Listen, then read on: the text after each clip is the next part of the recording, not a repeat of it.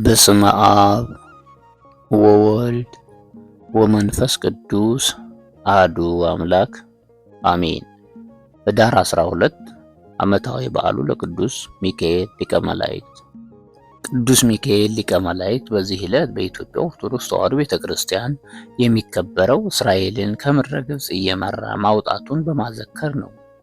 ይህስ እንደምን ነው ቢሉ አብርሃም ይስሐቅን ይወልዳል፣ ይስሐቅ ያዕቆብን ይወልዳል፣ ያዕቆብ ይሁዳንና 11 ወንድሞቹን ይወልዳል። 11ኛው ዮሴፍ ነው። ወንድሞቹ ጠልተውት ተመቅኝተውት ለእስማኤላውያን በ20 ብር ሸጡት። እኒያም ወስደው ግብጽ ወስደው ለፈርዖን ቢትወደድ ለጲጥፋራ በ30 ብር ሸጡት። ዮሴፍ 10 ዓመት በአገልግሎት 10 ዓመት በግዞት ቆይቷል። ዮሴፍ ከእግዚአብሔር የተቸረው መተርጉመ ሕልም ነበር። ፈርዖን ሕልም አልሞ ትርጓሜው ጠፍቶት ሳለ ዝናውን ከጠጅ ቤቱ ሰምቶ ከግዞት አስጠርቶ ተርጉምልኝ አለው። ዮሴፍም ተረጎመለት። ንጉሱም ከዚህ በኋላ ዮሴፍን አፈ ንጉስ አድርጎ ሹሞታል። ከ7 ዓመት በኋላ በምድር ላይ ጽኑ ረሃብ ሆነ።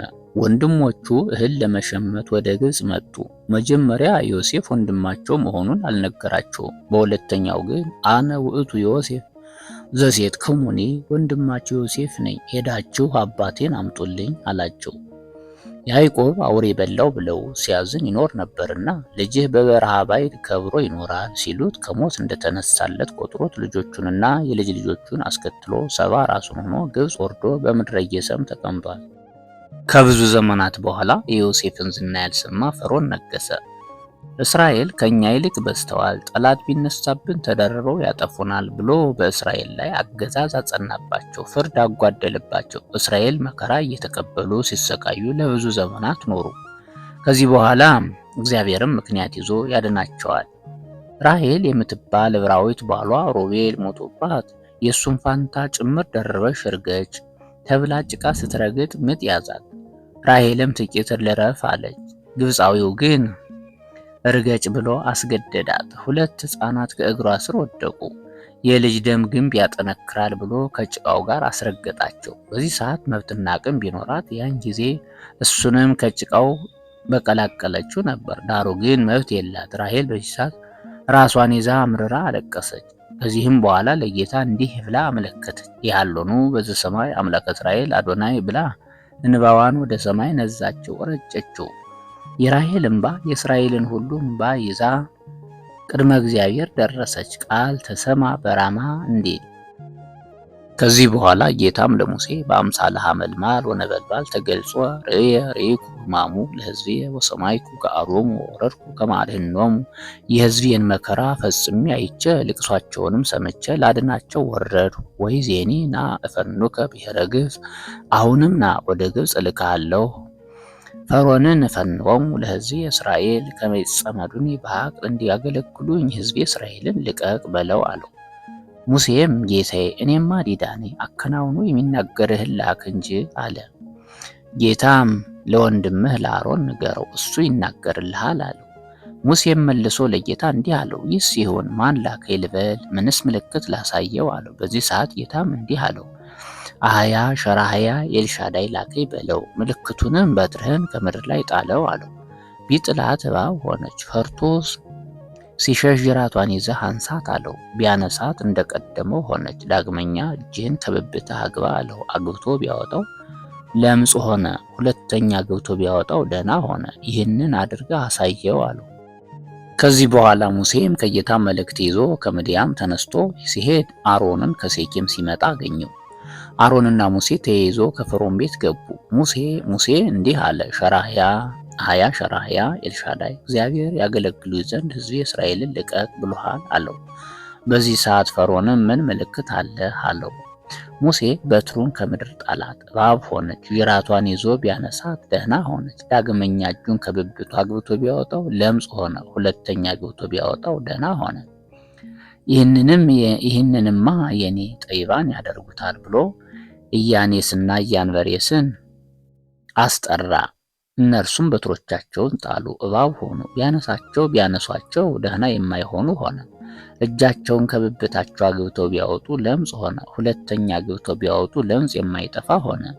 ሙሴ በትሩን ጣለ። እባብ ሆና የእኒያን አብትር ውጣ ልትነድፋቸው ቢሆን ፈርተው ሸሽተዋል። ፈርዖንም ለጊዜው ፈርቶ እለቃለሁ አለ። ኋላ ግን እግዚአብሔርንም አላውቅም እስራኤልንም አልለቅም አለ። ከዚህ በኋላ እግዚአብሔርም በ9 መቅሰፍት በ10ኛ ሞተ ግብፃውያንን መታቸው። ከዚህ በኋላ መማክርቱ ከፈርዖን ገብተው ንጉሥ አንተ በኩር፣ ሚስትህ በኩር፣ ልጅህ በኩር፣ እናንተ ከሞታችሁ መንግስት ለማን ሊሆን ነው? ልቀቃቸው ይሄዱ አሉ። በዚህ ሰዓት ንጉሡ እነ ሙሴን አስጠርቶ ልጆቻችሁን ከብቶቻችሁን ትታችሁ ሂዱ አላቸው። እነ ሙሴም ልጆቻችን ከቀሩማ ስርዓት ከማን ይማራሉ? ከብቶቻችንንም ሰው የሚለንን አናውቅም። በዚያውም ላይ ንጹሕ ልብስ ለብሳችሁ ሰው ይለናል፣ እንዴት እናድርግ አሉት። ንጉሡም ከጌቶቻችሁ ከመቤቶቻችሁ ተዋሱ ብሎ አዋጅ ነገረላቸው። ዋውጾሙ በወርቅ ወበብሩር መዝሙር 104 እንዲል ወንዱ ከጌታው ሴቲቱም ከመቤቷ ልብስ፣ ቀለበት፣ ወርቅ ተውሰው ልጆቻቸውን ይዘው ከብቶቻቸውን ነድተው ወጡ። በ3ኛው ቀን ፈርዖን ከሰገነቱ ሆኖ ከተማው ጭር ብሎ አይቶ የ3 ቀን ጎዳና ሂደን ሰግደን ሰውተን እንመለሳለን ብለውት ነበርና ወይኔ ፈርዖን ወይ ከገንዘቤ ወይ ከባሮቼ ሳልሆን ቀረሁ ብሎ ተቆጥቶ በፈረስ በሰረገላ ሆኖ ሰራዊቱን አስከትሎ በ3 ቀን የሄዱትን በ1 ቀን ተጉዞ ደረሰባቸው። እስራኤል ባሕረ ኤርትራ ተከፍሎላቸው ተሻገሩ። ፈርዖን እሻገራለሁ ብሎ ገባ። እስራኤል ወዮ አሉ። በዚህ ሰዓት ሙሴ ወደ ጌታ ቢያመለክት ዝብጣ ለባሕር በበትርከ ከመቀዳሚ አለው። ባህሩም በበትሩ ቢመታው እንደ ግድግዳ ጸንቶ የነበረው ውሃ ተንዶ ፈርዖንን ከነሰራዊቱ አስጥሞታል። እስራኤላውያንም ተደስተው ወዲያው ሙሴ፣ አሮን፣ እህታቸው ማርያም የሴት አቀንቃይ ሆነው ማርያም ከበሮ እየመታች ንሴብሖ ለእግዚአብሔር ስቡሐ ዘተሰብሐ እያሉ አመስግነዋል። ከዚህ በኋላ ጌታም ቅዱስ ሚካኤልን ሰጥቶ ቅዱስ ሚካኤል እየመራቸው እየረዳቸው መና ከደመና እያወረደላቸው ውሃ ከጭንጫ እያፈለቀላቸው ያን እየተመገቡ 40 ዘመን ተጉዘው ምድረ ርስት ገብተዋል። ሲገቡ መርሆሙ መዓልተ በደመና ወኩሎ ሌሊተ በብርሃነ እሳት እንዲል በ7 ደመናት ተከልለው አንዱ ዋዕየ ፀሐይ እንዳይሰማቸው ከላይ፣ አንዱ ቁረ ምድር እንዳይሰማቸው ከታች፣ 4ቱ ጠላት እንዳይጣላቸው እንዳያጠቃቸው ከግራ ከቀኝ ከፊት ከኋላ እየሆኑላቸው አንዱ የ2 የ3 ቀን ጎዳና አልፎ እየሄደ መንገድ ሲጠርግላቸው ውሎ ሲመሽ እንደ አምደ ብርሃን ሆኖ በደብተራ ኦሪት ሲያበራላቸው እያደረ እንዲህ ባለ አኳኋን እስራኤል ምድረ ርስታቸውን ገብተዋል። ጌታችን አምላካችን መድኃኒታችን ኢየሱስ ክርስቶስ እስራኤላውያንን በደመና እንዴት እንደመራቸውና እንዴት ይጠብቃቸው እንደነበር ኦሪት ዘኍልቍ ምዕራፍ 9 ቁጥር 15ን እስኪ እንመልከት። ድንኳኗን በተከሉበት ቀን ደመናው የምስክሩን ድንኳን ሸፈናል። ከማታም ጀምሮ እስከ ጠዋት ድረስ በድንኳኑ ላይ እንደ እሳት ይመስል ነበር። እንዲሁ ሁልጊዜ ነበረ። በቀን ደመና በሌሊትም የእሳት አምሳል ይሸፍናት ነበር። ደመናውም ከድንኳኑ ላይ በተነሳ ጊዜ በዚያን ጊዜ የእስራኤል ልጆች ይጓዙ ነበር። ደመናውም በቆመበት ስፍራ በዚያ የእስራኤል ልጆች ይሰፍሩ ነበር። በእግዚአብሔር ትእዛዝ የእስራኤል ልጆች ይጓዙ ነበር፣ በእግዚአብሔር ትእዛዝ ይሰፍሩ ነበር። ደመናው በድንኳኑ ላይ በተቀመጠበት ዘመን ሁሉ በሰፈራቸው ይቀመጡ ነበር። ደመናውም በድንኳኑ ላይ ብዙ ቀን በተቀመጠ ጊዜ የእስራኤል ልጆች የእግዚአብሔርን ትእዛዝ ይጠብቁ ነበር፣ አይጓዙምም ነበር። ደመናው ድንኳኑን በጋረደበት ቀን ቁጥር ሁሉ የእስራኤል ልጆች በእግዚአብሔር ቃል ይሰፍሩ ነበር፣ በእግዚአብሔርም ትእዛዝ ይጓዙ ነበር። አንዳንድ ጊዜ የደመናው ከማታ ጀምሮ እስከ ጠዋት ድረስ ይቀመጥ ነበር። በጠዋትም ደመናው በተነሳ ጊዜ ይጓዙ ነበር። በቀንም በሌሊትም ቢሆን ደመናው በተነሳ ጊዜ ይጓዙ ነበር። ደመናውም እስከ ወር ቆይቶ በድንኳኑ ላይ ቢቀመጥ የእስራኤል ልጆች በሰፈራቸው ይቀመጡ ነበር፣ አይጓዙምም ነበር። ነገር ግን በተነሳ ጊዜ ይጓዙ ነበር፣ በእግዚአብሔር ትእዛዝ ይሰፍሩ ነበር፣ በእግዚአብሔር ትእዛዝ ይጓዙ ነበር። እግዚአብሔር በሙሴ ቃል እንዳዘዘ የእግዚአብሔርን ትእዛዝ ይጠብቁ ነበር። እንዲሁም አንደኛ መቃብያን ምዕራፍ 13 ቁጥር 21 ጀምረን እንመልከት።